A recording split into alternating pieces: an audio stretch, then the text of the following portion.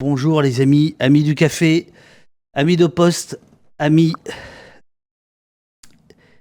amis de la paix. Bonjour, bonjour. Attendez, hop, duo. Pourquoi j'ai pas le duo? Ah oui, si, c'est bon. Voilà.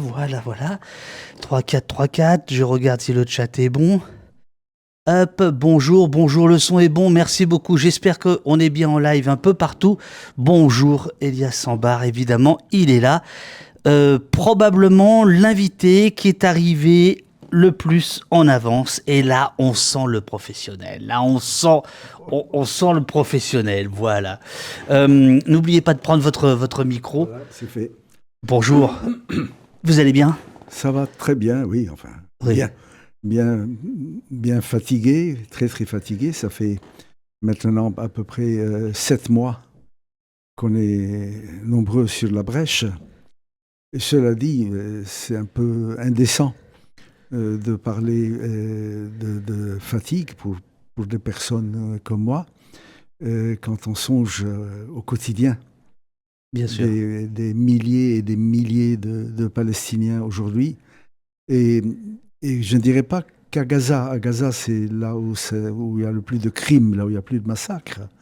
Mais il se passe aussi des temps très difficiles en Cisjordanie, à Jérusalem-Est.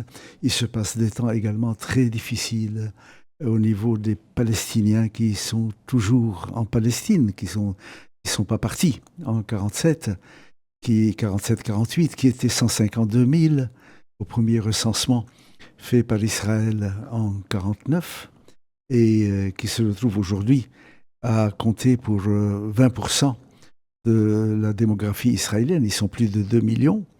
Et je sais également, parce que nous sommes tous liés et tous en contact, et je sais aussi à quel point dans ces milieux-là, il y a une censure très dure dès qu'ils manifestent la moindre opinion vis-à-vis de ce qui se passe à Gaza. Mais surtout, il y a une espèce de peur récurrente chez ces Palestiniens qu'on leur refasse à eux cette fois le coup de 48, c'est-à-dire une expulsion de masse vers le Liban ou la Syrie, puisque vous savez, les expulsions en 48 ou 47-48 se sont passées comme toujours, vers les frontières les plus proches. Donc la Galilée, le Nord, et c'est là que se concentre aujourd'hui la population palestinienne porteuse de passeports israéliens. Les expulsions sont déroulées vers la Syrie et vers le Liban. Et donc il y a de nouveau une grande inquiétude dans ces... Et il faut ajouter également la rage, vraiment la rage, et la révolte qu'il y a dans les camps de réfugiés, non plus en Palestine, mais au Liban, enfin ce qui reste en Syrie, parce que là, Bachar Assad a bien fait le travail, a déjà rasé le plus grand camp de réfugiés palestiniens qui était auprès de Damas, qui s'appelait le camp du Yarmouk. Et ce qui se passe dans les camps palestiniens en Jordanie, et ce qui se passe dans les exils de façon plus large. Donc il y a une situation quand même extrêmement tendue et difficile dans tous ces lieux où se trouve la Palestine. Et la Palestine, c'est là où se trouvent les Palestiniens. Et aujourd'hui, il y a également une donnée quand même extrêmement intéressante, extrêmement importante à savoir. Peu de gens savent que nous sommes dans ce combat depuis maintenant. En fait, les premiers affrontements ont commencé en 1896. Elias. Oui. Il faut que je fasse votre petite présentation oui. Avant qu'on démarre. D'autant que vous avez eu la gentillesse de me dire « Mais alors comment je vais doser mes réponses ?» Parce que vous aimez bien raconter, vous êtes historien, vous aimez bien raconter. Oui, et là, on a tout le temps. On a vraiment tout le temps. C'est pas une promesse de Gascon. Non. Je vais juste vous demander, si vous voulez bien, vous déplacer un tout petit peu sur votre gauche, pour que ça vous dérange pas, sur la gauche. Voilà. Là, on est nickel. Je fais une petite présentation. Oui. Le chat est là, comme vous l'avez vu. J'ai l'impression que vous regardez. Je ne sais pas si vous lisez. Je vois, oui, je vois. Il y a des réponses. Il y a des bonjours. Salut tout le monde, oui. Alors que la guerre gagne Rafah et ses 1,5 million de réfugiés, au poste a le bonheur de recevoir aujourd'hui Elias Sambar, c'est vous, ex-ambassadeur de la Palestine auprès de l'UNESCO jusqu'en 2022, poète et historien, grand ami de la paix, d'Edoui Plenel, d'où les tunnels, et de Gilles Deleuze, d'où l'intelligence. Elias Sambar est l'une des voix palestiniennes qui porte. Il publie ces jours-ci un livre court et incisif, La dernière guerre, Palestine, 7 octobre 2023, 2 avril 2024, dans la collection Tract chez Gallimard. Dans ce texte d'intervention, vous surnommez votre peuple les peaux rouges de Palestine et Gaza de réserve indienne dont le sort est connu. Hier, le bilan de la guerre à Gaza a dépassé les 35 000 morts et les 78 000 blessés selon le Hamas. La dernière guerre commence par ces mots, en écho à ceux de l'écrivain Amos Oz, qui disait « Aidez-nous à divorcer ». Vous lui répondez « Pour divorcer, il eût fallu avoir déjà été marié quand ce conflit était né dans l'impossibilité même d'une union ». Elias Sambar, vous avez accepté notre convocation au poste et c'est un honneur. Vous avez parlé de 1948, de la Nakba, de la catastrophe. Il se trouve que vous aviez 14 mois et qu'en écrivant ce petit texte d'intervention, un souvenir enfoui a ressurgi et je pense qu'il est bon de le rappeler. Qu'est-ce que vous avez fait? Qu'est-ce qui vous est arrivé à 14 mois? C'était pas un souvenir. C'était une chose que ma mère me raconta après. Car précisément, je n'en garde pas de souvenir. Oui, c'est ça. Et quand nous sommes partis, l'expulsion, parce que c'est cela, la Nakba, c'est une expulsion d'un peuple de sa terre, c'est fait par pan géographique et par pan de société. C'est-à-dire que il y a eu une stratégie territoriale. Mais je suppose que ça se passe toujours comme ça dans les expulsions.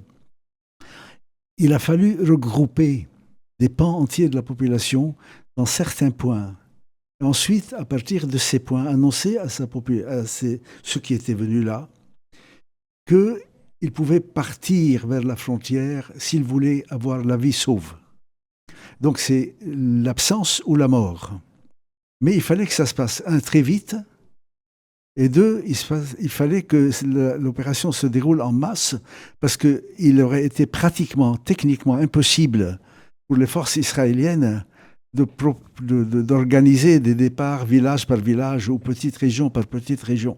Donc les premiers regroupements se sont faits sur la côte. Saint-Jean d'Acre, il y avait toute la paysannerie et tout le monde rural de la Galilée qui va affluer vers Saint-Jean d'Acre. Jaffa, Haïfa bien sûr aussi, et Jaffa, Tel Aviv. Et ensuite, on commence à faire des expulsions vers les points les plus proches. À partir de Saint-Jean d'Acre et de Haïfa, vous allez aller vers le Liban et la Syrie.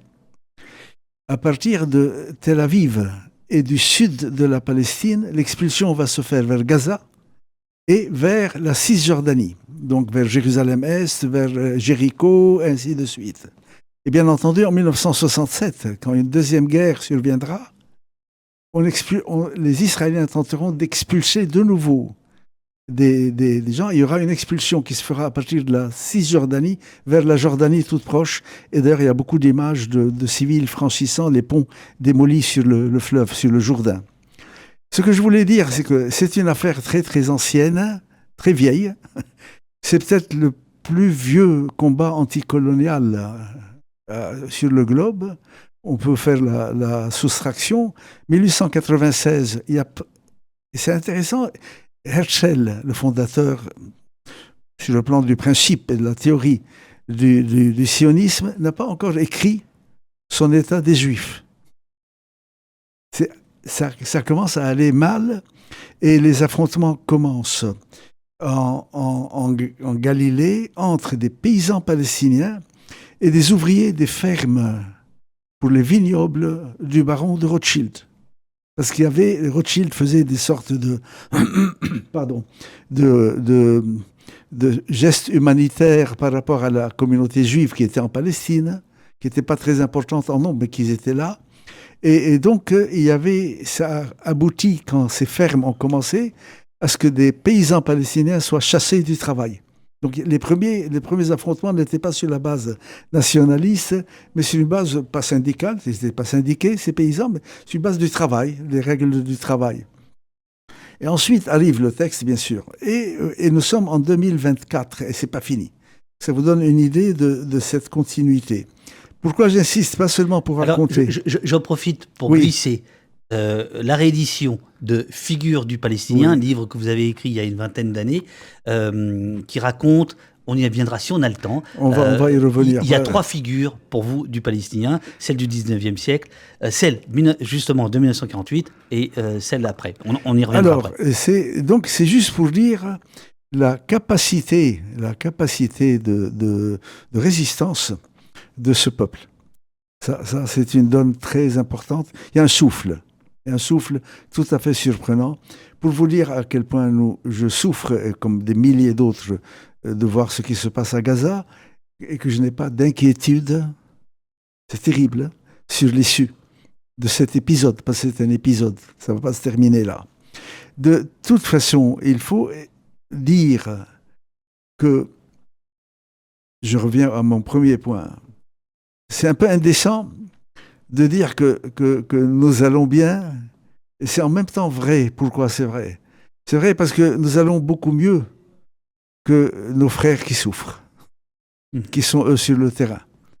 Mais en tout cas, la peine est partagée, le sentiment national est partagé, et la force de la revendication est là, quelles que soient les situations concrètes, matérielles dans lesquelles nous nous trouvons. Donc aujourd'hui, c'est des temps très difficiles, et nous sommes en train un peu de vivre, et c'est ce que je ne vous ai pas dit tout à l'heure, le sentiment d'être venu à une case départ. C'est-à-dire quand une guerre a eu lieu entre novembre 1947 et le 14 mai, j'y reviendrai après pourquoi je dis ces dates, et 1948, quand un combat a eu lieu avec 3 caractéristiques absolument qui ne se sont pas retrouvées dans la succession des guerres arabes, israélo-arabes. Il y en a eu des guerres israélo-arabes, mais il n'y en a eu qu'une seule qui se déroulait avec 2 acteurs uniquement, les Palestiniens et la communauté juive. Je dis communauté juive parce que cette première guerre, quand elle a lieu, les Juifs en Palestine ne s'appellent pas encore les Israéliens. Israélien n'est pas encore proclamé. Donc ça va du plan de partage en novembre 1947 à la veille de la proclamation de l'État d'Israël, le 14 mai 1948. Il y a 2 acteurs. 2, les combats ont lieu sur tout le territoire de la Palestine. Il n'y en a pas sur les territoires des pays arabes voisins. 3, pour les 2 partenaires, les 2 parties au combat, c'est une question d'existence ou de disparition. Et la seule guerre qui va reproduire un peu ces 3 enjeux et qui aura ces 3 caractéristiques, c'est celle que nous sommes en train de voir et qui a eu lieu. Donc, on est de nouveau dans une situation où on vous reparle, c'est toi ou moi. On est exactement dans cette situation. On dira après, je suppose 2 mots sur est-ce que c'est vraiment cela la seule issue possible.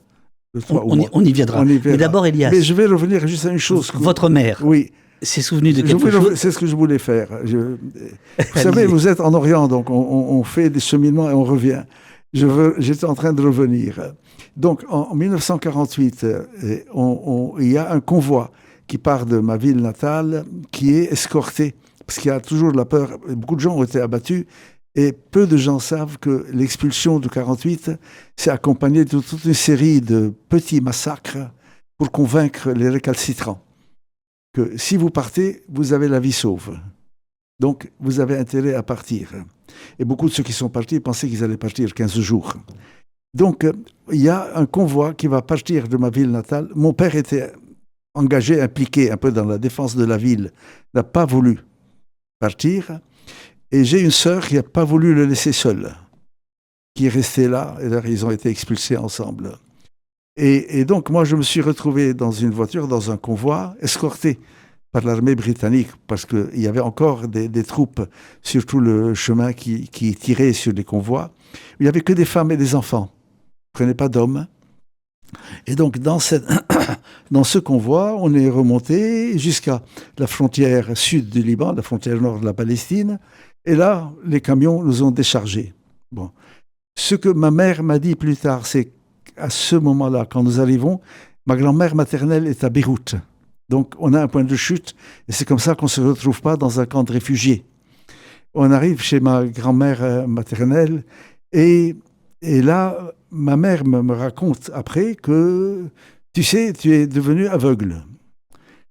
J'ai dit, comment cela, aveugle? Elle m'a dit, quand on est arrivé, tout le monde était dans la peur, hein, dans ce qu'on voit. Tu as fermé les yeux et tu ne les ouvrais plus. Et je me suis dit, ça y est, il a une maladie, il a quelque chose, il est devenu aveugle.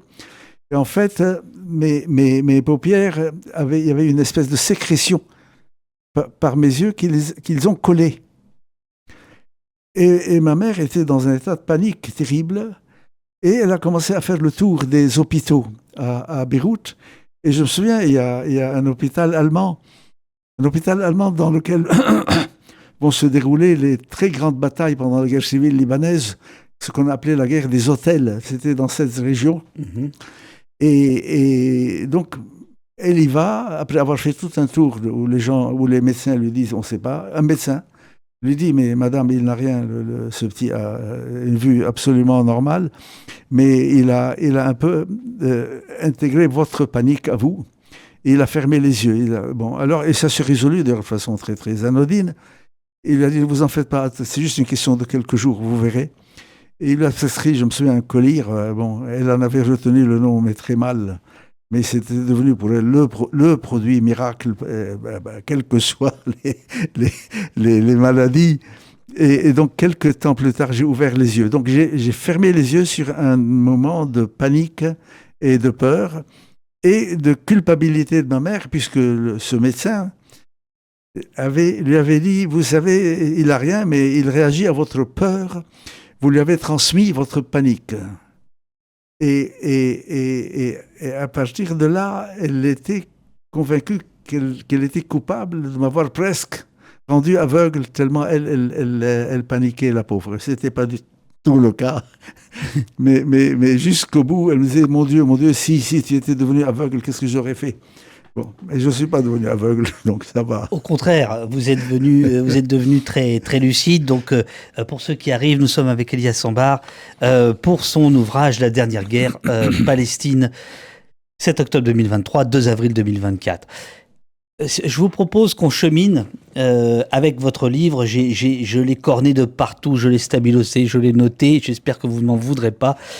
La guerre qui culmine aujourd'hui, écrivez-vous, page 5, à Gaza, est aussi une guerre contre la Palestine, toute la Palestine. Le fait que ces terrains soient d'inégale intensité ne change rien à la finalité d'une entreprise d'annihilation, de destruction des Arabes de Palestine. Je dis des Arabes de Palestine parce que c'est une dimension qui est très importante à souligner et qui est, vous savez, je termine un peu ce petit fascicule en disant à quel point nous sommes des peaux rouges. C'est que pour Israël, nous sommes leur peau rouge. Mais nous avons une chance par rapport aux autochtones du continent américain, de l'Amérique du Nord. C'est que nous avons été chassés vers le prolongement de chez nous. Donc, et pendant des années, vous savez, les Israéliens ont dit quand même, ces Arabes, ils sont très, très racistes, ils nous critiquent, ils nous attaquent. Pourquoi ils ne les intègrent pas? C'est une belle blague que moi je m'intègre à Beyrouth ou à Koweït ou au Bagdad ou au Caire. C'est une très très belle blague. Je m'intègre dans quoi? Dans ma langue, la mienne. Dans ma cuisine, je la connais. Dans mon histoire commune, je la connais. Dans ma culture. Donc la question de l'intégration n'est pas du tout la bonne. Parce qu'elle ne se pose pas. Et c'est peut-être une des données, ce n'est pas la seule, qui a fait que ce peuple expulsé a eu une capacité et a été aidé dans le fait de tenir. Mais je dis aider avec quand même des nuances. Parce que nous sortions d'un grand mouvement de lutte armée. Ça aussi, le grand public ne le sait pas. Et nous avions été battus militairement en 1948. C'est tout simple. Terrible, mais c'est tout simple. Et donc, dès que les Palestiniens sont arrivés en exil, sur une population d'1,4 million personnes, qui était encore le dernier recensement britannique, qui était fait de façon relativement scientifique. 800 000 vont être réfugiés, sont expulsés. 152 000 sont recensés par les Israéliens dans le nouvel État qui émerge. et le reste se retrouve en Cisjordanie ou à Gaza. Donc, vous voyez que la proportion des disparus, des absents, de ceux envoyés dans l'absence est très, très forte. Et d'ailleurs, aujourd'hui, nous parlons beaucoup de Gaza, mais à Gaza, sur les millions de personnes que vous voyez, 85% sont des descendants des réfugiés de 48. Donc, avec la vision du monde des expulsés de 48, exactement comme la mienne, comme ceux qui sont retrouvés au Liban, en Syrie ou ailleurs. Donc, il y a cette proportion qui n'est pas un détail. Et donc, cette foule de Palestiniens arrive, ça aussi il faut le dire, dans des pays arabes voisins qui sont indépendants depuis à peine quelques années. Le Liban est indépendant en 1943. 5 ans plus tard, il voit une foule qui arrive, qui sort de la lutte armée, et dont la seule obsession dès qu'elle arrive, c'est comment recommencer. Donc, ces pays qui sont dans des frontières neuves, c'est la fin de la période coloniale pour tout le Proche-Orient, sont paniqués à l'idée que leurs nouvelles frontières soient remises en question.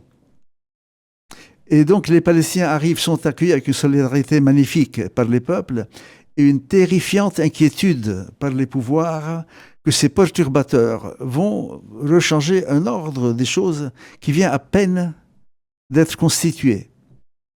Il y a également que dans la guerre de 1948, il y a beaucoup, et ça on le voit encore aujourd'hui, il y a beaucoup d'échos entre ces deux périodes, la nôtre aujourd'hui et celle-ci, qu'il y a une forme, j'aime pas ces termes, mais c'est vrai, il y a une forme de trahison complète des régimes arabes. Le Liban, la Syrie... À quel moment vous dites ça? 48. En 48. Okay. Et une guerre éclate après cette expulsion. Les armées arabes envahissent la Palestine, ou entrent en Palestine pour sauver la Palestine. Elles sont battues, mais on sait qu'il y a eu... L'ordre colonial est encore omniprésent, et la pression anglaise et autres est extrêmement importante. Et ces régimes sont fabriqués quand même par les anciens colons. Et donc, il va y avoir quand même une série de compromissions, pour ne pas dire des trahisons flagrantes. Je vais vous raconter un petit épisode qui... Mon cher Elias, vous savez que vous n'avez pas de rendez-vous après. Hein. Je vous le dis, hein. Vous allez rester ici. On boit vos paroles. Et donc la 48 est suivie d'un nombre de coups d'État et d'assassinats de dirigeants arabes qu'on a de la peine à imaginer. Le premier ministre du Liban, qui avait joué un rôle très important, est assassiné. Le président de la Syrie est amené de nuit, en pyjama, de chez lui, et abattu, parce qu'il n'y a pas de lumière, avec les phares des voitures. Le grand-père du roi Hussein, en Jordanie, est assassiné aux mosquées à Jérusalem. Nasser, pour l'Égypte, renverse le roi Farouk d'Égypte en 1952. L'Irak connaît en 1958 la révolte la plus sanglante, mais la plus sanglante et terrifiante, puisque le roi d'Irak, le jeune roi d'Irak, et un certain nombre de premiers ministres, etc., sont littéralement découpés sur les places publiques. Ça a été d'une violence incroyable. Et les Irakiens, il faut raconter l'épisode pour que les gens comprennent l'atmosphère qu'il y avait. Et qu'ils comprennent la différence aujourd'hui avec ces régimes qui ne bougent pas, qui attendent calmement que Gaza tombe. Mais en 1947, ce n'est pas du tout la situation. Enfin, les sociétés, aujourd'hui, on ne voit pas si elles vont bouger. Elles vont peut-être bouger. Mais pour le moment, elles ne bougent pas. L'armée irakienne est envoyée. Elle arrive à 4 km de Tel Aviv. Et avec l'entrée à Tel Aviv, la question était résolue. Le mouvement sioniste avait perdu, parce qu'il coupait la Palestine en deux et cassait vraiment la colonne vertébrale de l'armée sioniste. À 4 km de la ville, plus de carburant, plus de munitions, toute l'intendance s'arrête. Le général, le chef des brigades irakiennes, commence à contacter Bagdad en disant « mais où ?» Et il répond, et d'ailleurs c'est devenu une espèce de phrase que tout le monde répète, on lui répond « pas d'ordre ». Nous n'avons pas d'ordre. Et il comprend à ce moment qu'il a été lâché par son propre pouvoir pour ne pas gagner cette guerre. À ce moment, ce général, à la façon un peu des généraux japonais, se fait harakiri à l'entrée de Tel Aviv. Prend son revolver et il dit « je ne rentre pas avec cette honte ». Il y a un numéro 2 dans cette armée irakienne, dont personne n'a entendu parler, qui va faire, lui, le coup d'État en 58. Celui-là a été témoin de la trahison, et ça sera le général Qassem, qui fera un coup d'État, mais sanglant à Bagdad. Pour vous dire à quel point ça a été un séisme, cette période. Il y a Supermanman qui vous demande dans le chat trahison des pays arabes par peur de l'instabilité que le peuple palestinien amènerait avec lui. Point d'interrogation. C'était ça la trahison. C'était oui, ça. Pas simplement par peur, par le fait ce qui me gêne à chaque fois, et ça n'a rien à voir avec la question que vous me posez. Les pays arabes, c'est faux. Parce que les sociétés arabes participent à ces coups d'État. C'est pas vrai qu'elles acceptent et c'est pas vrai qu'elles laissent passer. Ouais. Les gouvernements, les États. Donc il faut toujours utiliser le terme des États arabes. Vous voulez dire que les États arabes ne représentent pas le peuple arabe?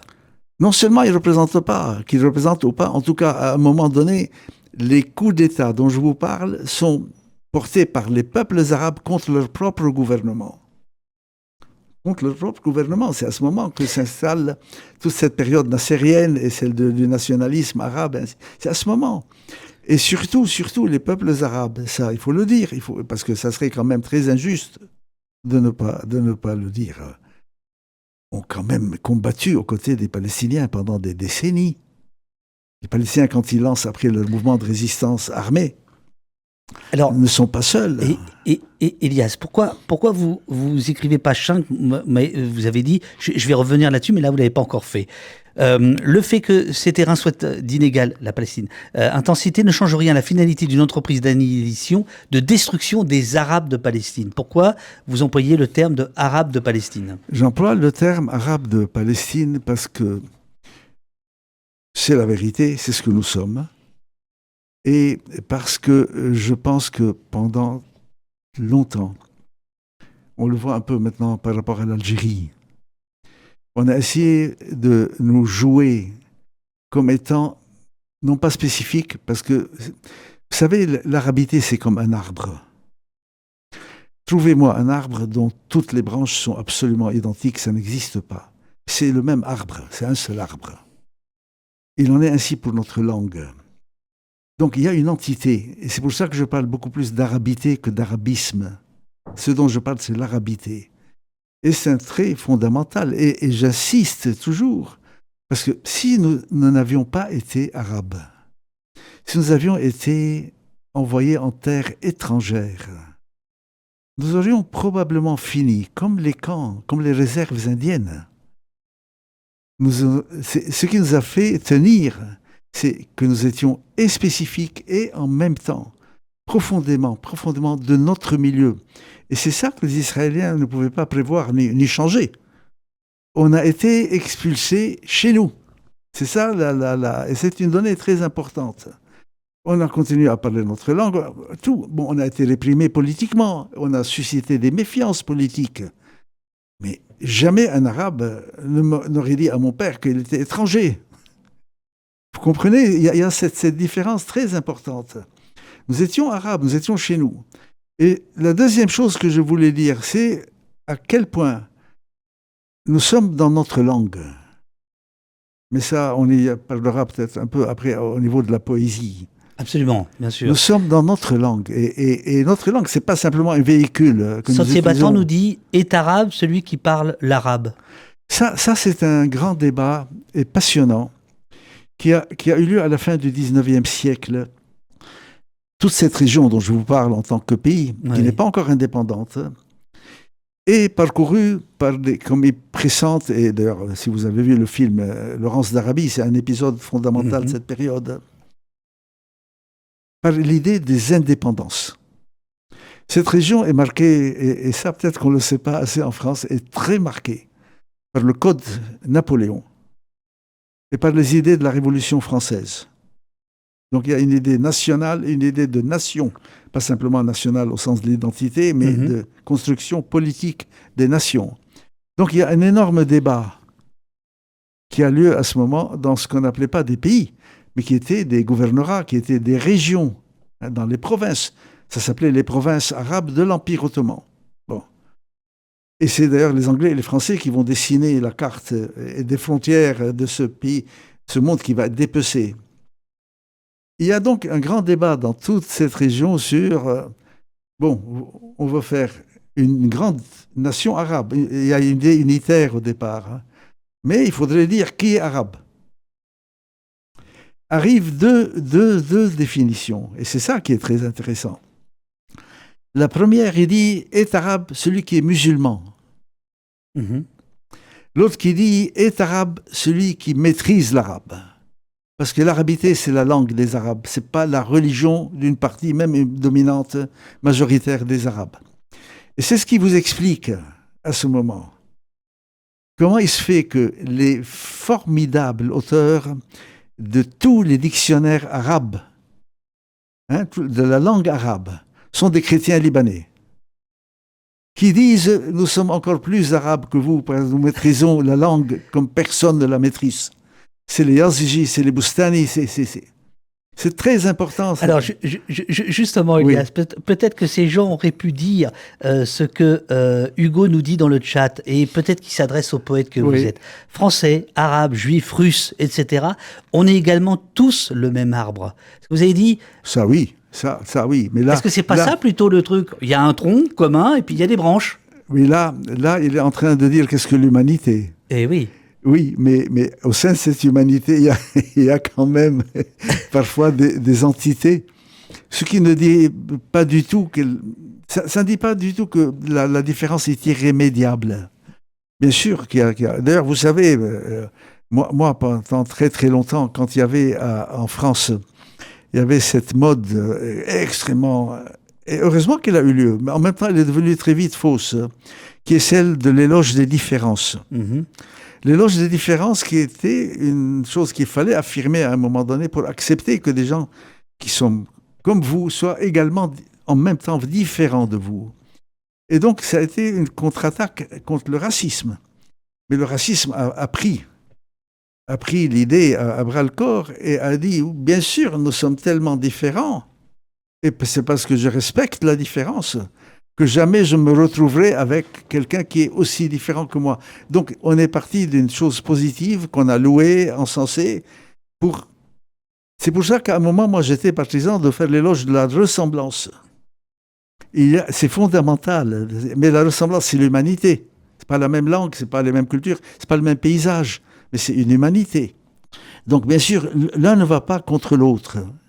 Mais là, l'idée, au départ, c'est... Nous sommes dans cette entité magnifique et nous sommes arabes. Et puis arrive toute la bande des Anglais et ainsi de suite. Et là, je parlais tout à l'heure du film de Laurence d'Arabie. Oui. Et vous savez, il y a un épisode qu'on voit dans le film et qui en dit très long. Quand les troupes qui arrivent donc de la presqu'île arabe, la révolte arabe, la fameuse révolte arabe qui part de la Mecque, avec les Saoudiens.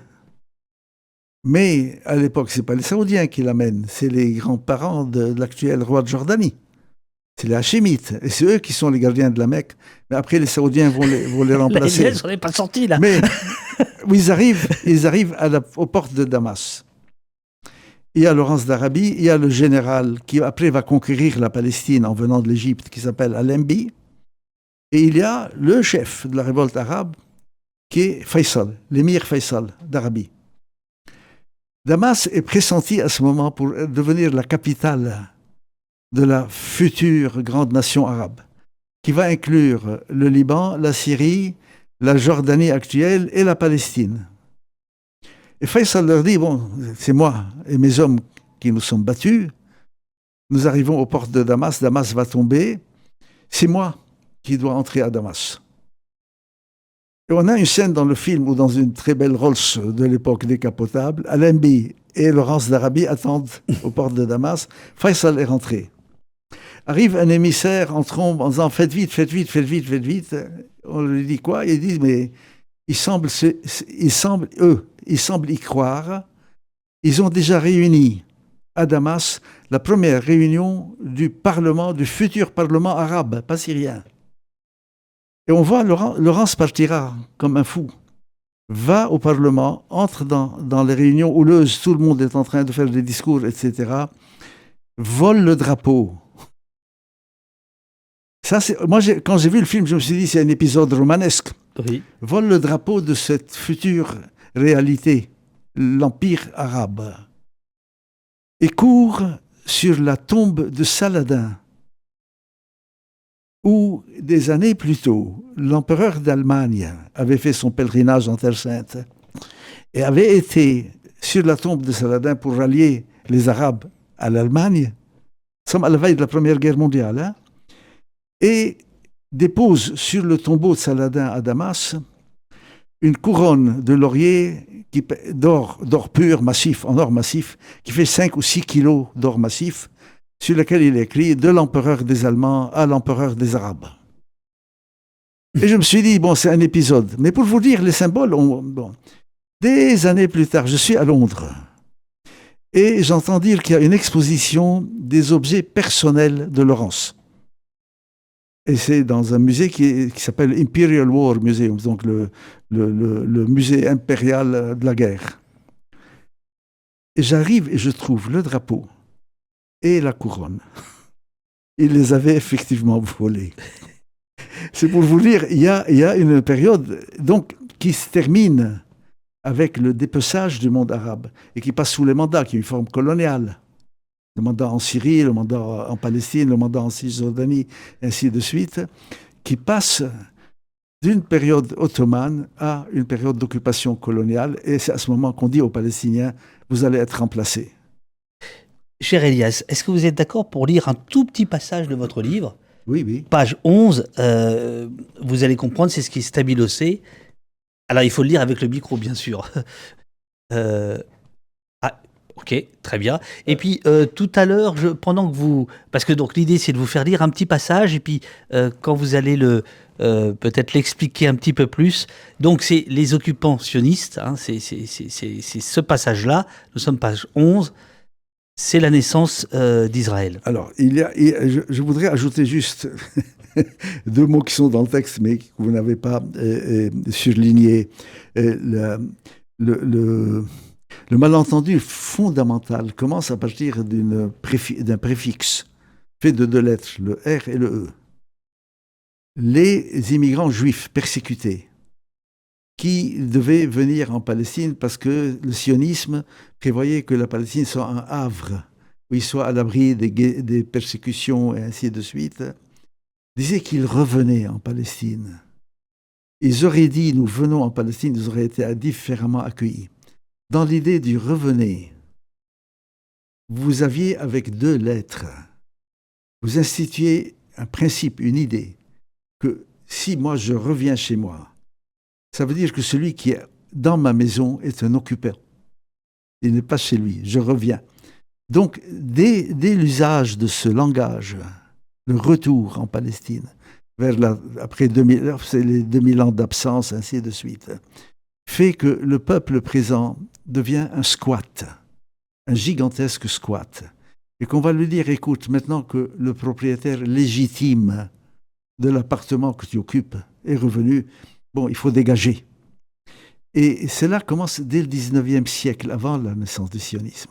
Cette idée d'un retour aux origines millénaires, alors que ce qu'on ne dit pas assez, hein, ça aussi il faut le dire. Vous savez, il y a un dicton paysan chez les Palestiniens qui est fantastique, de précision historique. Les paysans disent en Palestine, les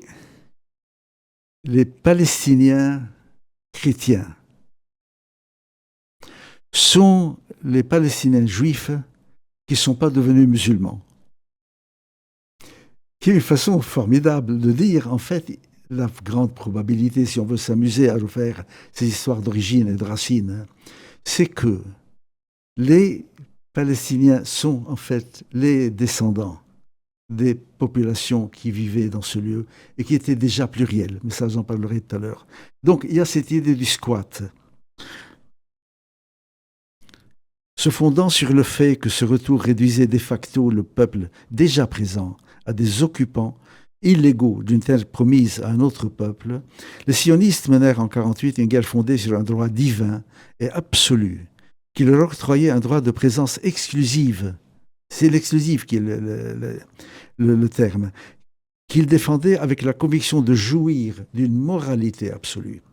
Ils furent en cela aidés par le fait que la création de l'État d'Israël, au lendemain de la guerre et de la défaite de la barbarie nazie, était pour une grande partie du monde l'expression d'un bien absolu. La naissance d'Israël n'était-elle pas la réponse adéquate au mal absolu que fut le nazisme? Et c'est sur ces idées d'absolu, vous l'avez cité, je dois dire tout ce que je dois à Gilles Deleuze.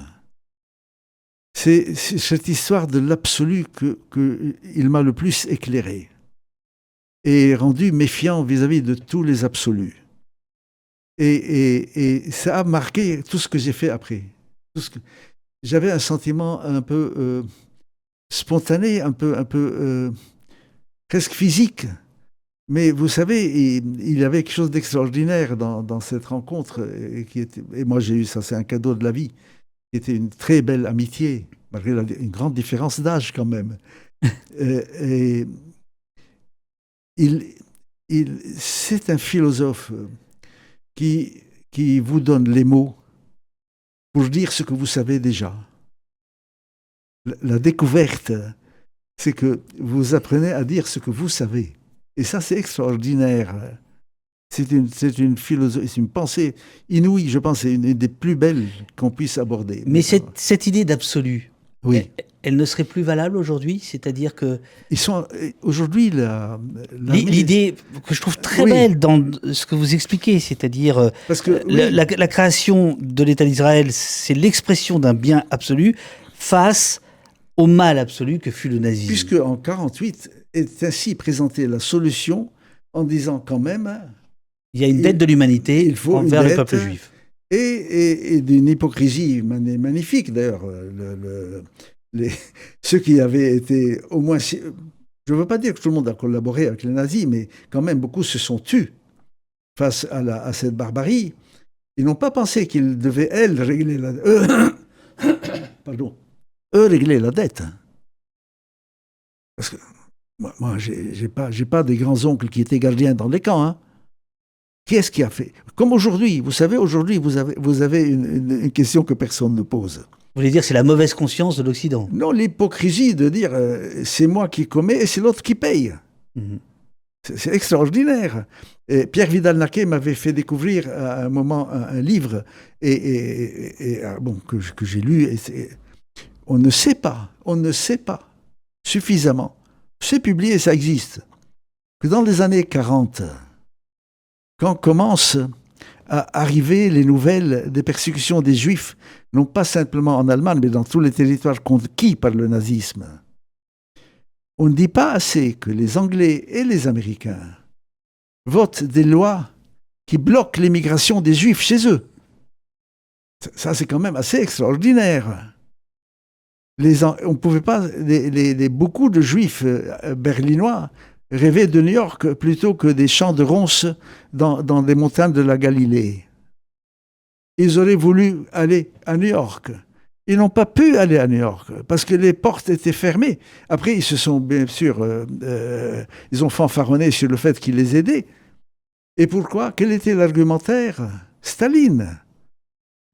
Ces deux pays disaient les Juifs sont quasiment par essence des communistes. C'est une cinquième colonne. Si Staline nous l'envoie, ça va nous faire des problèmes chez nous. Ils ont fermé, les frontières étaient fermées. Et donc, il y a eu des choses terribles dans cette période où ils étaient dans le bien absolu. Je voudrais juste ajouter une chose. Les États-Unis sont nés comme un bien absolu, exactement comme Israël. Ils sont nés avec la Bible à la main, les États-Unis, avec cette idée qu'ils étaient le bien. par rapport à la sauvagerie, enfin, mais là, on revient à toute l'histoire de la naissance. Non, d'ailleurs, regardez que ça n'a pas été plus tendre. Les conquêtes coloniales, impériales du continent sud-américain ont été sanglantes, sanguinaires, terribles. Mais elles n'ont pas été dans la ségrégation autant que dans l'Amérique du Nord. Dans l'Amérique du Nord, il y a l'idée d'un remplacement. Les autochtones, les natifs, ça c'est un terme absolument idiot et insupportable. Ils aiment beaucoup native. Ils pensent que ça passe plus facilement, que c'est un peu plus qu'on peut plus se gober comme ça. Et était voué au massacre, pas à la domination. Quand même, vous réalisez qu'une nation qui est en train de se construire de la façon qui est un peu la genèse d'un capitalisme impérial, hein, donc de l'exploitation de l'homme par l'homme, ils n'ont pas inventé, mais le capitalisme moderne est quand même là, a à portée de main des millions de natifs, qui peuvent être la classe qui va être exploitée à mort, l'expulse et importe des esclaves noirs d'Afrique. C'est quand même une donnée tout à fait folle. Et anticapitaliste. Tu avais, vous voulez dire c'est pas rentable? Oui, tu avais à portée de main la chair à exploiter, et tu les as achetés et chargés des continents africains. Ils devaient être remplacés, il n'y avait pas de place. Les natifs sont de trop. Au tout début de notre conversation, vous m'avez dit ils veulent vous mettre dehors. Je lui ai dit oui, il faut qu'on parte, nous sommes de trop. Donc il y a cette idée qui est toi ou moi, jamais toi et moi. Et ce que nous sommes en train de vivre aujourd'hui, c'est un peu un épisode de ce toi ou moi. Et ça ne marche pas. Ça ne marche pas. Gaza tient tête de façon... Mais très honnêtement, nous-mêmes ne comprenons pas comment ils font. Qu'est-ce que vous entendez par « tient tête » ? Par ? Tient tête. Gaza tient tête. Gaza est... Vous parlez du Hamas, vous parlez des réfugiés, vous parlez... Tout. Je vais vous dire pourquoi je parle de tous. Il faut que tout le monde garde, mais tout le temps en tête. Tout le monde le sait, mais on oublie. C'est un trou. C'est quand même 32 km sur 10. Comme un homme normalement constitué ou une femme peut faire 4 km à l'heure. Ça veut dire qu'en 8 heures, en marchant normalement, avec une pause pour déjeuner, vous avez le temps d'aller du nord au sud de Gaza. Quant au fait d'aller de l'est à l'ouest, vous avez besoin de 2h30. Imaginez la quantité.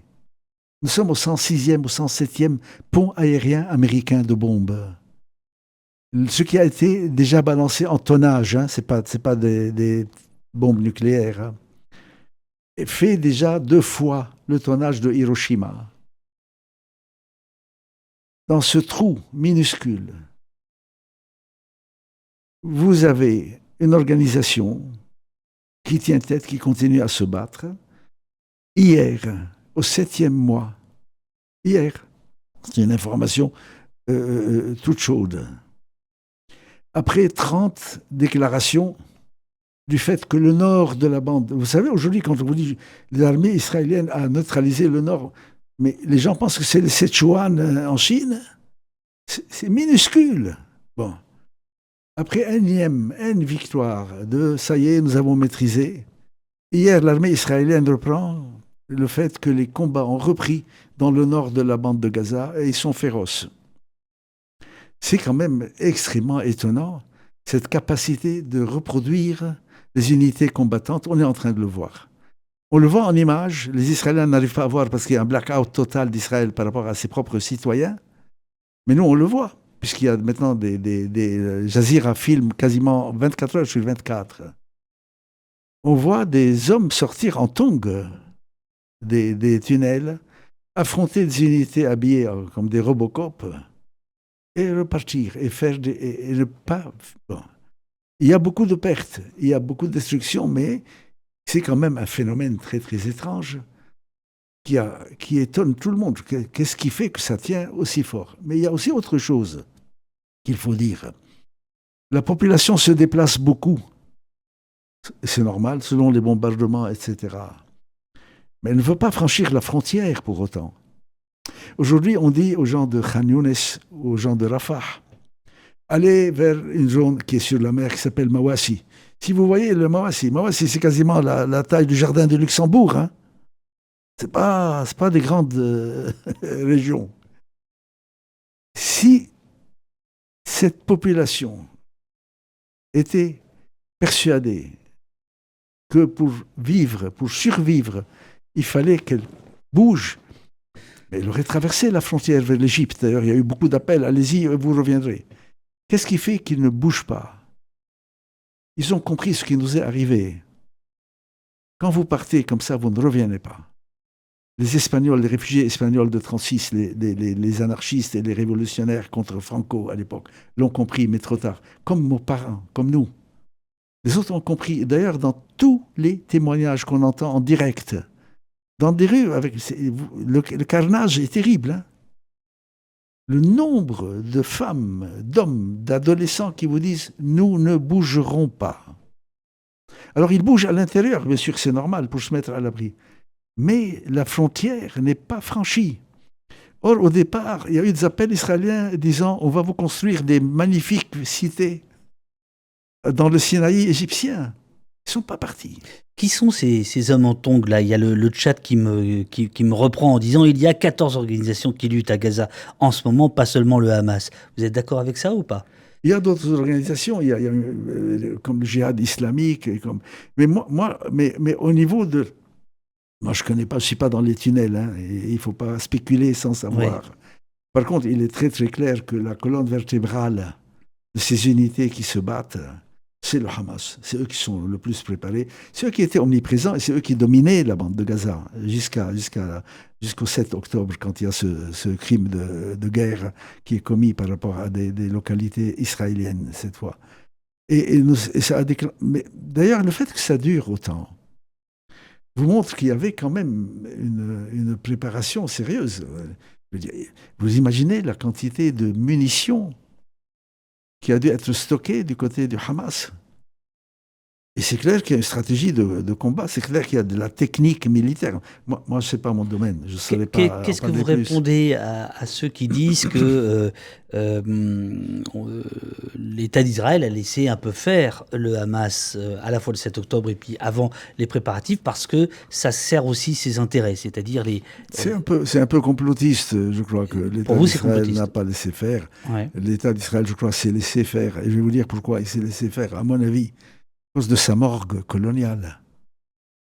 À cause de sa morgue coloniale. Ils encerclaient, ils terrorisaient, ils bombardaient de temps en temps de façon intensive, ils bloquaient les vivres, ils bloquaient les médicaments, mais ils méprisaient.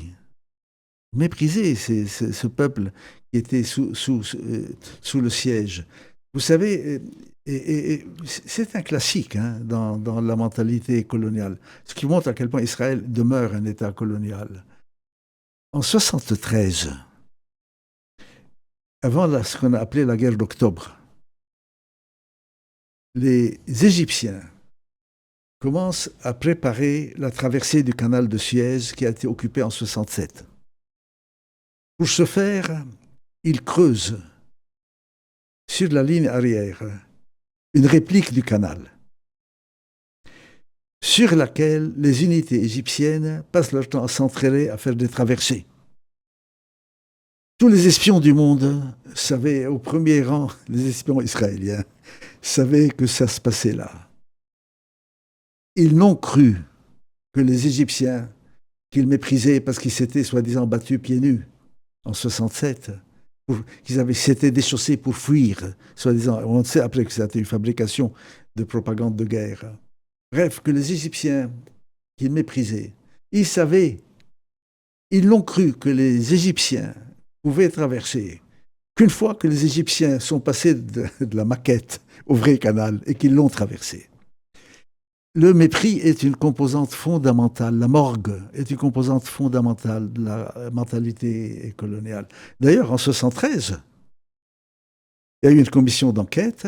Golda Meir, qui était première ministre, a perdu et c'était la fin de sa carrière politique. Mais c'était trop tard, les Égyptiens avaient traversé.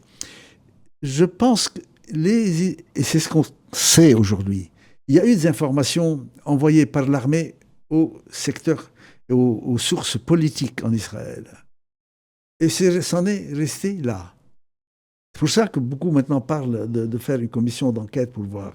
Là, vous parlez du 7 octobre. Oui, de 2024, 2023, 2024. Ils avaient des infos, mais ils ne les ont pas crues, en disant, mais qui sont-ils, ces gens faméliques qui arrivent à peine à manger? Donc c'est plus par morgue que par intérêt. Je suis sûr.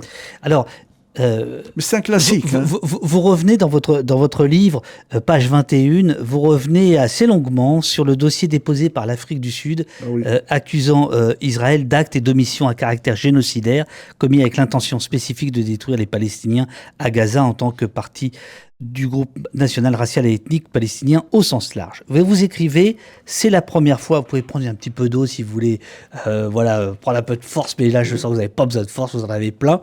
C'est la première fois, écrivez-vous, qu'une nation du Sud se vêt de la mission de la défense de l'universalité des principes, du rappel, du respect et de l'application des dispositions de 2 textes fondamentaux censés régir la vie du monde après 1948, la Convention pour la prévention et la répression du crime de génocide et la Déclaration universelle des droits de l'homme. Et vous y revenez beaucoup.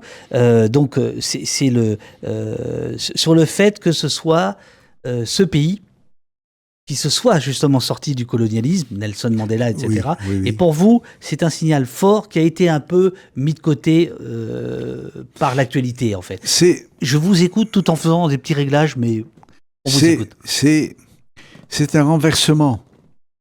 C'est un renversement parce que jusque-là, c'est un peu gênant de l'utiliser parce que j'aime pas beaucoup la formule qui est... le Nord et le Sud, parce que c'est c'est une tautologie. Oui, vous parlez des Suds d'ailleurs. Et c'est la première fois que le Sud, ce qu'on appelle le Sud, prend en main, lui, le rappel des principes universels. Jusqu'à présent, le Nord passait son temps à les rappeler au Sud, sans les appliquer lui-même. Et d'ailleurs, en instituant comme cela, en étant le maître qui dit la règle et le maître qui peut la violer à la règle, qui était un peu qui avait en main la question des 2 poids 2 mesures. C'est en vertu de cela. Donc c'est la première fois qu'un pays, et quel pays, pas n'importe quel pays, le pays de Mandela, dit c'est moi qui prends ma charge désormais de rappeler. Et vous savez, pas plus tard qu'il y a 48 heures, l'Afrique du Sud est revenue vers la Cour pour dire, bon, maintenant que vous avez toutes ces pratiques et vous êtes au courant de ce qui se passe, nous n'avons pas vu encore les mesures que vous pourriez prendre. Parce que dans le jugement de la Cour, qui est un jugement juste sur le plan du droit, parce que, bon, il y a des formes à respecter, disait, il y a des pratiques génocidaires, pas encore assez d'éléments de génocide. Peut-être qu'il y en avait, en tout cas, ils disent qu'ils ne les avaient pas. Et là, l'Afrique du Sud demande à faire un pas de plus et de le dire. Donc, il y a un renversement fondamental, un renversement également d'une prise en main d'un mot d'ordre, le plus jamais ça. Bien sûr. Le Nord a passé son temps à nous dire plus jamais ça, mais seulement quand ça lui convenait que ça ne soit pas jamais ça. Parce que vous le dites encore plus clairement, page 22, vous dites, les Suds viennent de briser le monopole d'un Occident auto-investi du rôle de l'unique garant du principe d'universalité. Oui. Et je me suis dit, en vous lisant et en stabilisant, je me suis dit, est-ce que c'est ça qui fait qu'il y a un réflexe de l'Europe, de la France, des États-Unis, cette idée de finalement, nous sommes le camp du bien, nous sommes l'universalité bien sûr. Et on défend. Mais d'une part... on se fout en réalité de ce qui va arriver pour tel ou tel peuple, mais c'est l'idée du monopole. Oui, sauf que le monopole est mis à mal par les sociétés elles-mêmes de ces mêmes pays. Ça aussi, c'était pas prévu. Oui. Là, vous pensez à Et quoi? il y a dans les sociétés occidentales, sans faire toujours attention à ne pas tout mettre toujours dans le même sac et le même panier. Mais bon, c'est le seul mot qu'on a pour dire l'ensemble. Dans les sociétés occidentales, il y a quand même une donne aujourd'hui. Il y a une indignation des sociétés absolument énorme contre ces massacres d'enfants. Quand même, vous disiez les chiffres au départ, mais ça a été complètement biaisé. Moi, j'arrive plus à donner des chiffres. Pourquoi? Parce qu'ils augmentent d'heure en heure. Je parle des victimes, mais surtout, parce que dans un territoire dont 90% du bâti a été mis à terre par les bombardements, on ne sait pas combien de cadavres il y a encore sous les décombres. On ne sait pas. On ne sait pas quand ça va se calmer combien d'enfants seront morts. On est en train de découvrir aujourd'hui, selon des associations médicales, parce que bien sûr, tout le temps, ici, notamment en France, dans les médias, les journalistes se rattrapent pour se mettre à l'abri en disant selon le Hamas. C'est pas selon le Hamas. L'UNICEF, c'est pas le Hamas. La Croix-Rouge internationale, c'est pas le Hamas. Médecins sans frontières n'est pas le Hamas. Palmed n'est pas le Hamas. Et c'est eux qui sont en train de parler sur les pertes. C'est pas selon le Hamas. Bref, je ferme la parenthèse. On est au 8e charnier qui est en train d'être découvert autour de 2 hôpitaux, toujours dans le nord, ce fameux nord soi-disant pacifié, et dans lequel j'ai rencontré, moi, il y a une semaine, des médecins qui revenaient du terrain. Quand même, hein, ces morts ont tous mains et pieds ligotés. Vous voyez que les familles, quand leur ligotent, les médecins m'ont dit, dans beaucoup de cas, nous avons trouvé des cadavres qui avaient encore les caténaires. Donc, ils ont été assassinés dans leur lit. Nous avons des traces de torture absolument indiscutables. Et on est aujourd'hui au 8e charnier, avec des centaines de cadavres. Ça, c'est pas du génocide? Qu'est-ce que c'est? Comme disait, je l'ai utilisé, la citation de ce formidable journaliste israélien qui est Gédéon Lévy. Et heureusement qu'il y a encore des gens comme ça, il dit, voilà, on bombarde, on tue, etc., etc., etc. Si ce n'est pas du génocide, qu'on me dise qu'est-ce que c'est, qu'on me dise quel est le nom que je peux employer, quel est le mot que je peux employer pour dire qu'est-ce que c'est. C'est pas un génocide. Bien sûr qu'il y a une pratique génocidaire en cours. Et ça va se terminer un peu forcément, et vous verrez, comme ça s'est terminé avec la guerre dans l'ex-Yougoslavie. Certains des bourreaux et des assassins vont se retrouver dans les cellules du tribunal pénal international, comme certains qui avaient fait les grands massacres en Bosnie. Vous allez voir, ça va se terminer comme ça. Mais tout cela est en train de casser, parce qu'il y a le mot qui revient tout le temps que j'ai utilisé, et je l'explique un peu dans ce texte. Tout cela est en train de casser le fait qu'il y a un partenaire qui est Israël, qui a, lui, le monopole de la morale. Quand même, on nous a farci avec tout le temps, c'est l'armée la plus morale de la planète. C'est une armée coloniale, comme toutes les armées coloniales. Mais le gros problème, là je reviens à la politique, et leur impasse profonde, c'est que cette idée de la moralité, qui leur a servi pour toute l'impunité, et ça n'a pas commencé à Gaza, c'est eux qui sont en train de la détruire. Par leur pratique, par tout ce qui est en train de circuler, par les témoignages, par les médecins qui reviennent, par le fait qu'on joue sur la famine pour que les gens partent, ainsi de suite, à Gaza. Mais c'est eux qui sont en train de la faire. C'est eux qui sont en train de démolir leur propre affirmation d'être dans une moralité absolue et donc incritiquable. C'est eux qui sont en train de le faire. Et ce qui est terrible, pour eux, mais ça, c'est pas mon angoisse de les tirer d'affaire. C'est leur problème. C'est eux qui occupent. Les pays amis, ceux qui sont tout le temps jusqu'à présent en train d'envoyer des armes, en train de dire oui, mais il faut comprendre, etc., ne réalisent pas qu'ils sont en train de mener Israël à sa propre perte. En pensant qu'ils le protègent, en lui disant continue, on va pouvoir toujours arrondir les angles, arranger les choses. Alors justement... Et juste un mot. Oui, je vous en prie. Et si Israël arrive à sa perte, vous verrez avec quelle vitesse ses amis cyniques et ses protecteurs cyniques vont le lâcher. Justement, Elias, il se trouve, si vous regardez, et j'en suis vraiment désolé, votre livre a pris du liquide.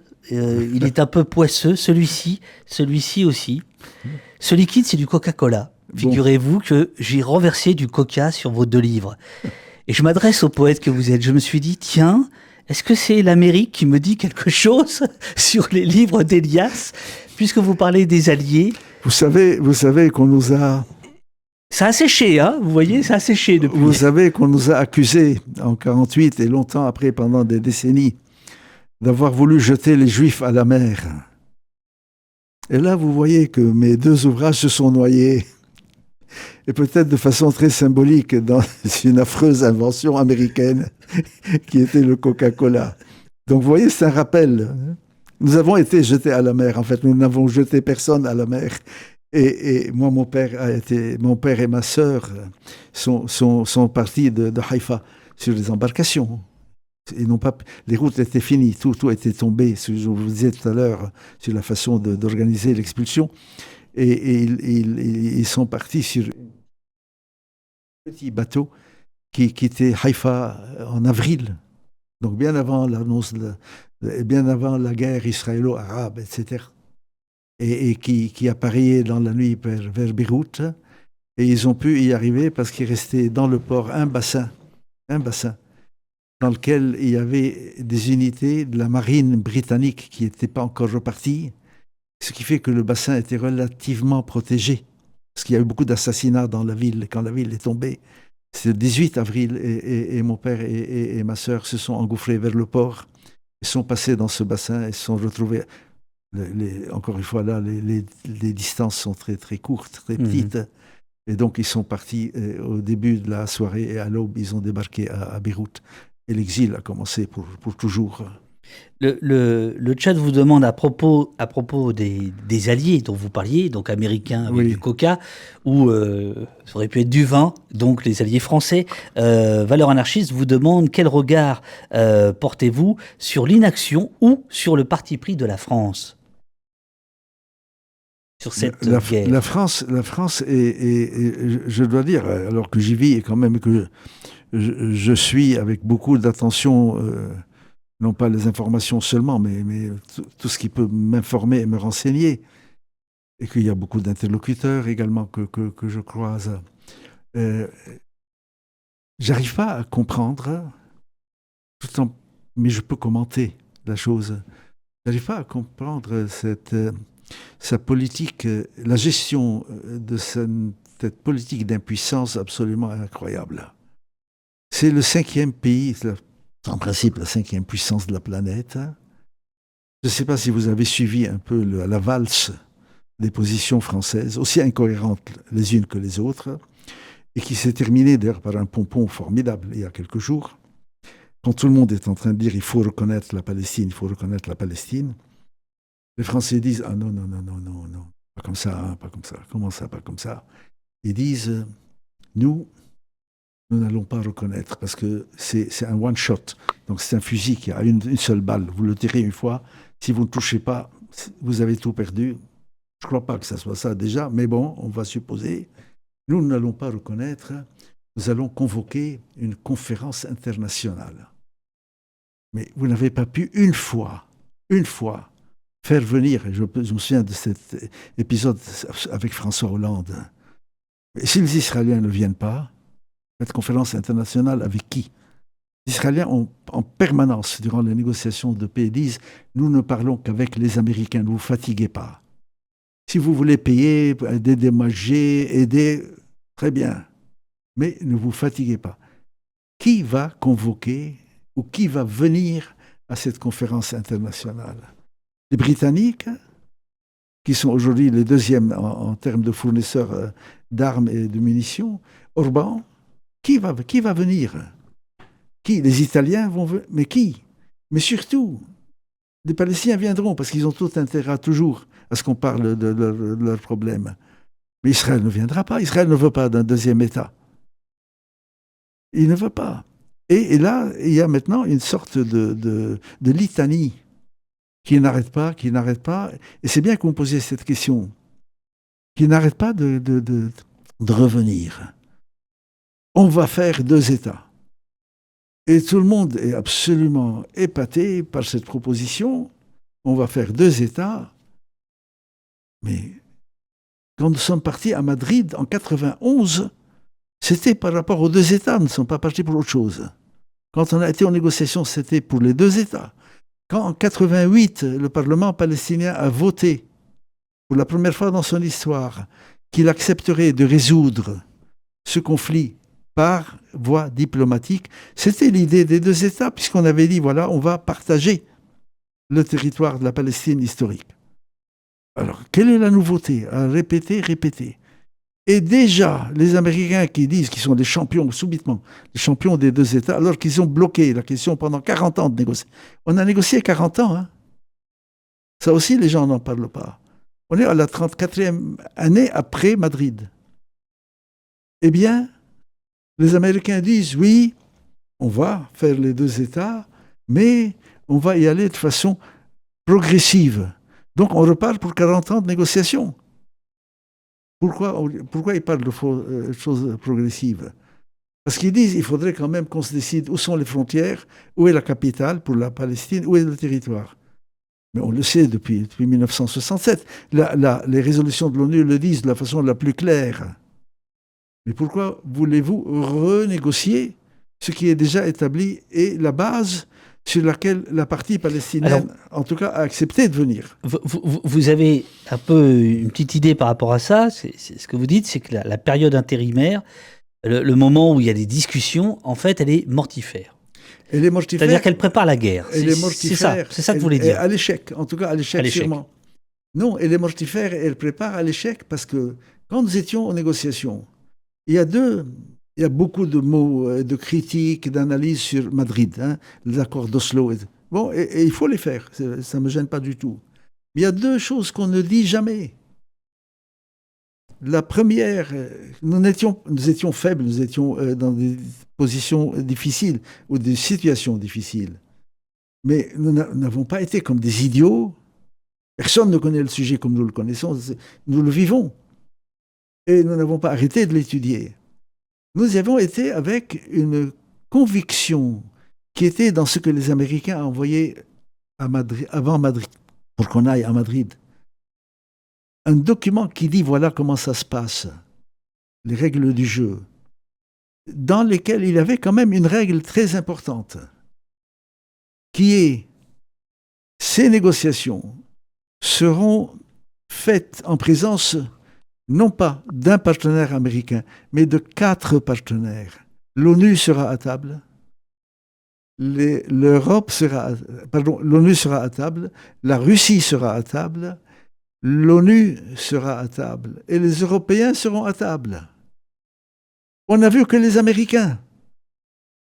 Ce qui fait qu'il n'y avait plus de rapport de force. Il ne pouvait même plus en parler. On aurait pu, si les 4 avaient été là, travailler autrement cette négociation. Les Russes sont apparus une fois. Je vous dis, moi j'étais en charge de la délégation pour la question du droit au retour et des réfugiés. Je ne les ai même pas vus à l'ouverture de la négociation. Et il y a la deuxième chose qui a tout fait capoter et foirer. Pardonnez-moi, vous étiez au titre de l'autorité palestinienne, c'est ça? De la Palestine. De la Palestine. Non. D'ailleurs, je l'ai gardé, alors que le principe, il était interdit qu'on revienne avec ça. Ouais. Devant moi, devant mon siège, il y avait Palestinian Delegation, la délégation de la Palestine, pas de l'autorité. Okay. D'ailleurs, l'autorité n'était pas née. L'autorité est née des accords. Non, Palestine. Palestine. Et quand on a fait la bataille pour entrer à l'UNESCO, c'est en tant que Palestine, en tant que pays. Je ferme cette parenthèse. Donc, la négociation a lieu avec des partenaires qui auraient pu beaucoup aider, ce qui nous aurait permis un peu de nous appuyer sur les uns pour bloquer la puissance des autres, ne sont pas venus. Et il y a une deuxième chose qui a été énoncée d'entrée de jeu.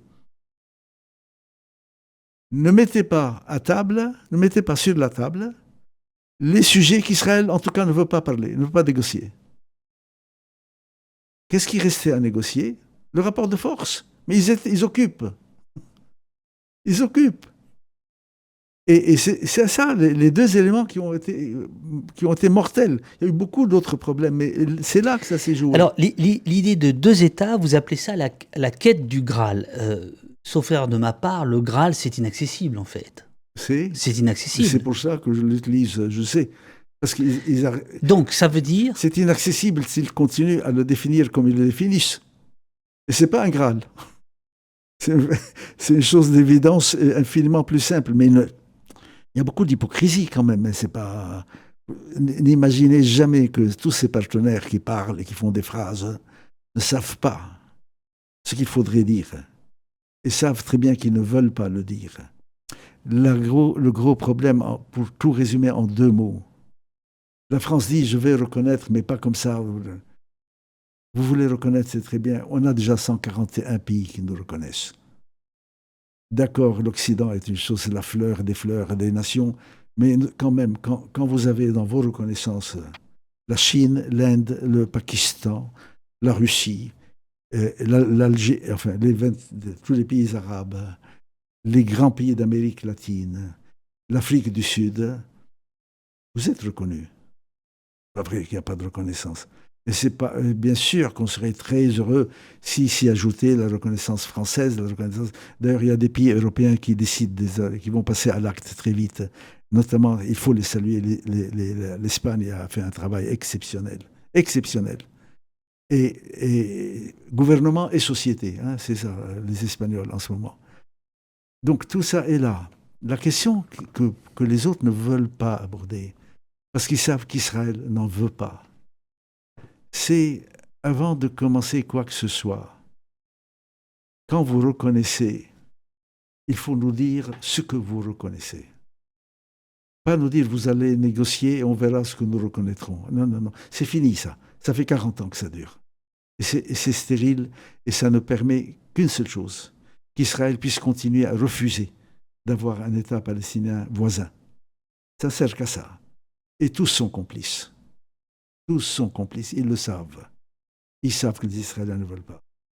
Vous savez, quand il y a eu cette conférence à l'initiative de François Hollande, elle a tenu lieu, est arrivé le négociateur en chef, américain d'ailleurs, qui avait suivi toutes les négociations, qui s'appelle Kerry, John Kerry. Les dernières étapes de la négociation, après, c'était lui. Il est arrivé. Et il est arrivé avec clairement un ordre de mission. Il a saboté toute la rencontre. Il est reparti. Et la rencontre, cette fameuse conférence convoquée par les Français, n'a rien donné. Et ceux qui nous regardent peuvent le vérifier. Il est parti. Et une fois la conférence à terre, il a fait une déclaration en disant, voilà ma vision, en fait celle de son pays, d'une solution. Vous pouviez la télécharger sur Internet. Je l'ai téléchargée. C'est un texte d'une 30aine ou 40aine de pages. Hein, c'est une longue chose. J'aurais signé, si j'étais à la table de négociation, chaque phrase. Donc, ils savaient ce qu'il fallait. Ils n'ont jamais voulu le mettre à table. Il l'a annoncé après pour qu'il n'apparaisse pas comme juste un saboteur de conférence. Vraiment, en partant, il a mis immédiatement sur le net, voilà ce que je vois. Mais tout le monde aurait applaudi. Mais bon, il n'a pas mis à table. Il a donné à tout le monde, mais pas à table. Ça vous dit à quel point tout le monde sait ce qu'il faut faire. Alors, arrêtez de nous dire qu'on va recommencer à négocier pour voir ce qu'on reconnaîtra. Ça veut dire une seule chose. Qu'est-ce qu'Israël acceptera ? Israël, tant qu'il refuse et qu'il n'accepte pas, que vous l'aidez, quelles que soient vos phrases et vos bonnes intentions, que vous l'aidez à ne pas accepter. Vous êtes en train, vous, qui voulez le sauvegarder, vous êtes en train de le mener à sa perte. C'est vous qui le menez à sa perte. Quand nous étions en négociation, juste après la conférence de Madrid, les délégations montent dans les avions vers Washington. Il y a, pour la délégation palestinienne, une rencontre avec 5 très grandes personnalités importantes de la communauté juive américaine. Il faut dire aussi à quel point les juifs américains même les très pro-israéliens, sont infiniment plus avancés que la communauté juive française. Hélas, et que tout ce qu'on voit avec le CRIF et toutes ces... Ils sont infiniment plus avancés, même quand ils sont contre la Palestine. Mais on peut parler. Alors ces 5 nous disent, voilà, nous avons voulu vous rencontrer parce que nous sommes très heureux que Madrid ait eu lieu. Donc la conférence. Hein, et le fait, ça y est, on va ouvrir des négociations. Mais il faut que vous sachiez une chose qui est importante. Ce n'est pas votre sort, croyez-moi, qui nous préoccupe. On n'applaudit pas pour vous. Ce qui nous préoccupe, et là je vous cite les mots, c'est de protéger Israël contre lui-même. Protéger Israël contre lui-même. C'est-à-dire Israël peut aller si loin qu'il fabriquera lui-même sa perte. J'ai le sentiment, mais peut-être que tout ça va être infirmé par l'évolution des événements, je ne sais pas comment ça va se terminer, cette guerre, qu'ils sont en train d'aller de façon consciente ou pas, à l'aveugle ou pas, vers une perte. Ils ne réalisent pas qu'ils vont vers le pire. Quelques voix israéliennes, quelques voix commencent à le dire. Et c'est pour ça que dans l'extrait sur du dernier discours de l'homme rouge, il y a un passage où le chef indien Seattle dit au chef des Blancs, au président américain, « Vers quel gouffre mènes-tu ton peuple et le mien ?» C'est cela la phrase qui est aujourd'hui. Vers quel gouffre est-ce qu'ils vont? Heureusement, la communauté juive française ne se limite pas au CRIF, vous dit le chat. Bien sûr, mais bien sûr, heureusement. Bien sûr, mais les autres, on les voit, ils sont dans toutes nos réunions, et bien sûr, heureusement. Mais en termes de poids au niveau de la société, et en termes également d'une sorte de monopole que l'État français donne au CRIF. Moi, je me souviens, j'ai beaucoup de personnalités juives, dont cet avocat qui était le président du CRIF, avec lequel j'ai fait beaucoup de rencontres, qui est décédé, et qui a beaucoup, beaucoup évolué à la fin de sa vie, qui avait fait beaucoup de débats avec également un autre ami qui est décédé, qui était le directeur de la Ligue arabe à Paris, qui était Hamad Issid. Et je l'ai beaucoup vu après, cet homme juste, hein, et qui avait été le président du CRIF, disait des choses qui montraient que le CRIF ne peut pas, même il le dit, ne représente pas toute la communauté juive française, c'est pas vrai. Heureusement pour la communauté juive française. Mais le problème, c'est que l'État français le traite comme le seul représentant. L'État français a décidé que le seul et unique représentant, c'est le CRIF. Et pourquoi? Parce qu'il est totalement aligné sur Israël. C'est pour ça que l'État français...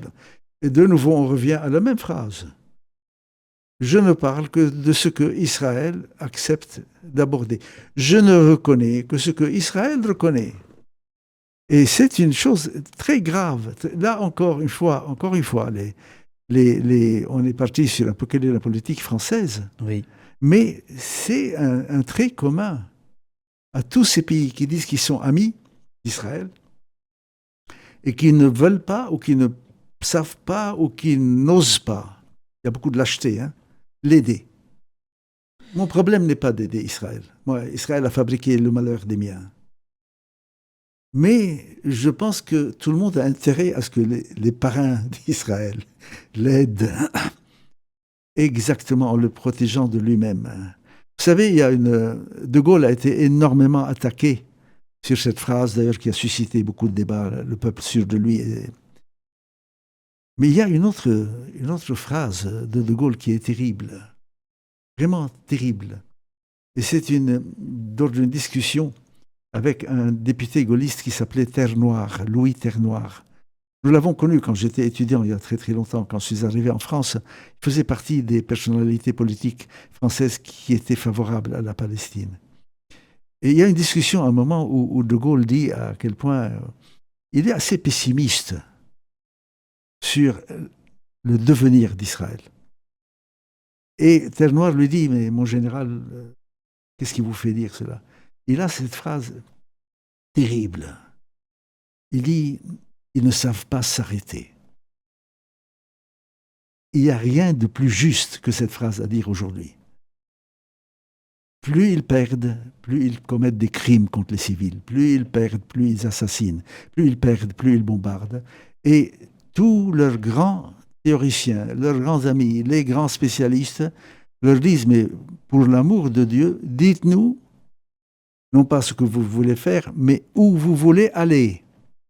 Il n'y a pas de réponse aujourd'hui. Il n'y a aucune réponse. Alors, il est bientôt 10h30, je vous le dis, Très bien. parce que je sais que Oui, oui. vous êtes attendu. Il y a évidemment plein de questions dans le chat que malheureusement, j'ai essayé d'en reporter certaines en direct. Comment, en quelques mots, vous voyez les choses? Vous dites au poète le dernier mot, c'est dans votre livre. Je suis traducteur, je ne suis pas poète. Mais je vais vous dire poétiquement. Je vais vous dire. Il y a un poème de Darwish qui est très très beau. Un court poème.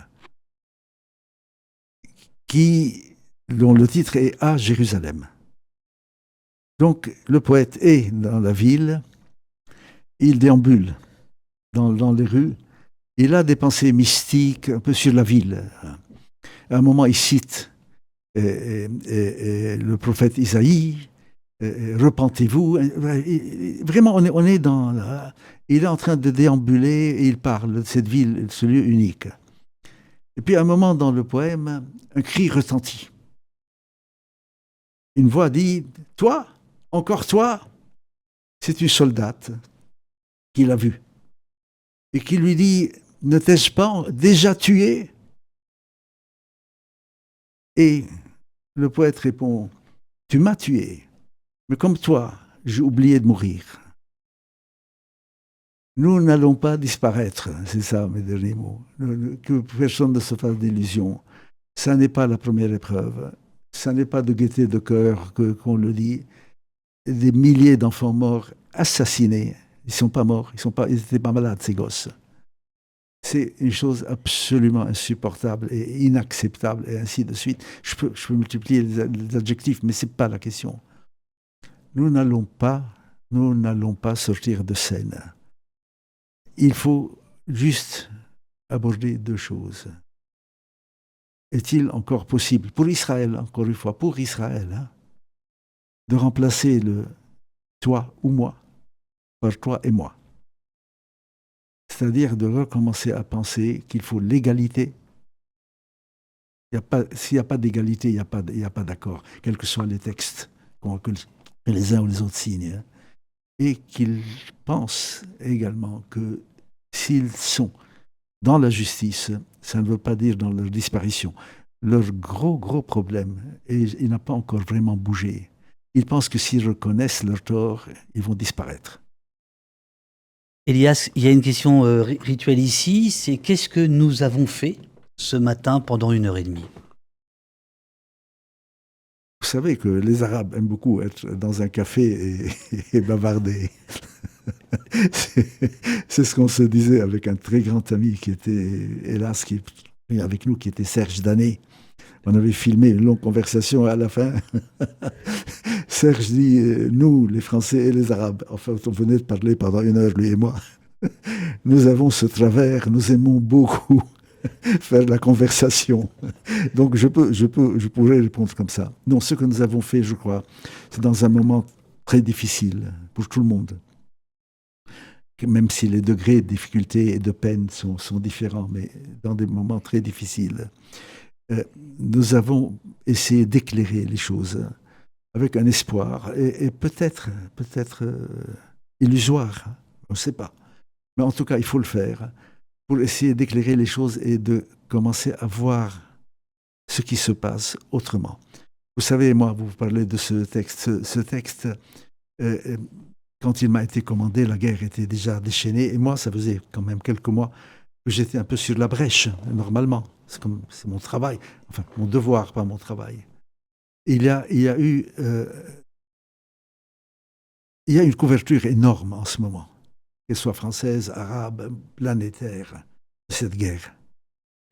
Et on raconte, et heureusement qu'on raconte, qu'on explique, qu'on dit, qu'on fait l'historique, qu'on dit voilà ce qu'il se passe.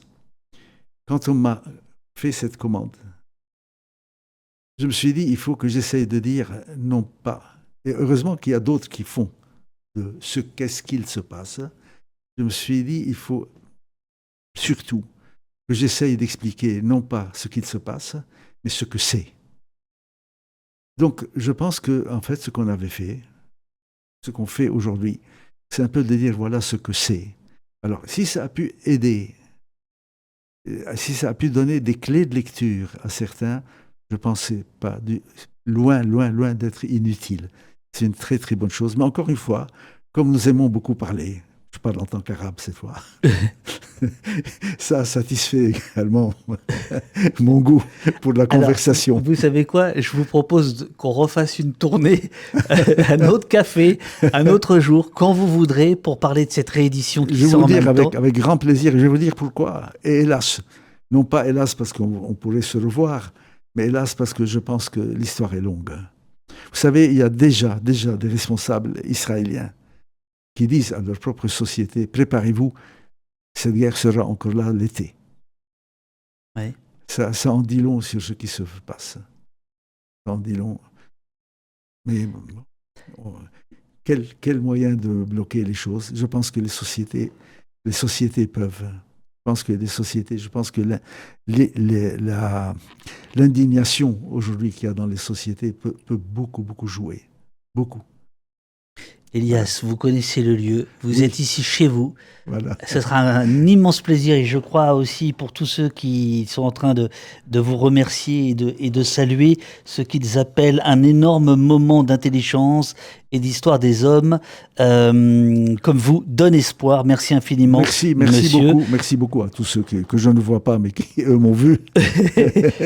Merci beaucoup. Non, regardez, sachez une chose que nous avons besoin, non pas que vous nous regardiez tout le temps, mais que vous soyez à nos côtés tout le temps. C'est juste par une chose qui n'a rien à voir avec les éléments d'analyse. La fatigue. Nous sommes épuisés dans cette bataille. Mais on ne va pas céder. Ce n'est pas du tout une annonce de reniement ou de retraite. On ne se retire pas de la scène. Mais il faut que vous sachiez que la tristesse est une fatigue. Ce n'est pas uniquement un sentiment peu sympathique. Nous sommes fatigués d'être tristes avec tout ce que nous voyons. Moi, je n'arrive plus à regarder beaucoup d'images. Et les médecins qui revenaient de Palestine m'ont dit, écoute, on a tout filmé. J'ai refusé de regarder les images des charniers. J'ai dit à ce médecin formidable, j'ai dit, tu sais, il faut que j'ai les moyens de continuer à faire ce que je fais. C'est trop, on ne peut plus. Mais en tout cas, regardez, vous regardez, voyez, et parlez. Ne cédez pas. Voilà, merci beaucoup. Merci beaucoup, Elias. Je fais une petite photo de vous, oui. Et après je vous libère. Vous restez là. On nous entend encore un petit peu. Attention à ce qu'on se raconte. Je prends une petite photo vite fait. Allez-y, on n'est pas à la minute près. Attendez, je vais faire un tout petit truc différent. C'est quoi cette affaire? Oposte.fr, c'est écrit là-haut, là. Voilà, c'est là qu'il faut aller. Abonnez-vous au poste.fr. Je t'ai pas demandé. Ben oui, mais je le fais spontanément. On n'est pas chez les cons au poste, Abonnez-vous. Abonnez-vous au poste. Super, merci beaucoup. Et bravo. Abonnez-vous au poste pour sauver les bébés phoques et la liberté d'expression. All camarades are beautiful. Abonnez-vous au poste. 3 € par mois. Encore. Abonnez-vous au poste. Rejoignez-nous, abonnez-vous, réabonnez-vous, soutenez au poste. Il y a des endroits où on va entrer dans les pieds et c'est pas le cas ici. Ouais. Pour une information libre et indépendante, abonnez-vous, donnez sur oposte.fr. C'est ma grande sœur qui m'a offert l'abonnement au poste pour Noël, alors très bonne idée cadeau au passage, et c'est tout naturellement que j'ai renouvelé l'abonnement. Et des bisous. Bah oui, abonnez-vous au poste, bien sûr. Abonnez-vous au poste.fr facecam, alors attends. Hop. Salut tout le monde, c'est Sentier Battant. Abonnez-vous, bordel de merde. Un grand merci aux humains abonnés au poste.fr. Ah bah, putain, mais je sais pas comment ça marche le truc ou quoi. Abonnez-vous au poste. Soutiens la riposte. Abonne-toi au poste. Rendez-vous. Ah putain, j'y arrive jamais. C'est super dur en fait. C'est celui-là. Donc si je fais ça, c'est là. Voilà. Au poste.fr. Votre média a un sens, et pour moi, et pour beaucoup de monde. Hein. Ah, abonnez-vous au poste.fr. Abonnez-vous. Non, pas là. Au poste. Pas à là. Au poste.fr. Abonnez-vous. Et abonnez-vous au poste parce que c'est bien ce qui fait du frein. Super le poste, je me suis abonné récemment. Parce qu'on n'est pas chez les cons ici. Vive la communauté libre d'Au-Poste. J'ai oublié l'essentiel. Abonnez-vous au poste. Hein, au poste.fr. Abonnez-vous. Abonnez-vous. Abonnez-vous. Au poste.fr. Au poste.fr.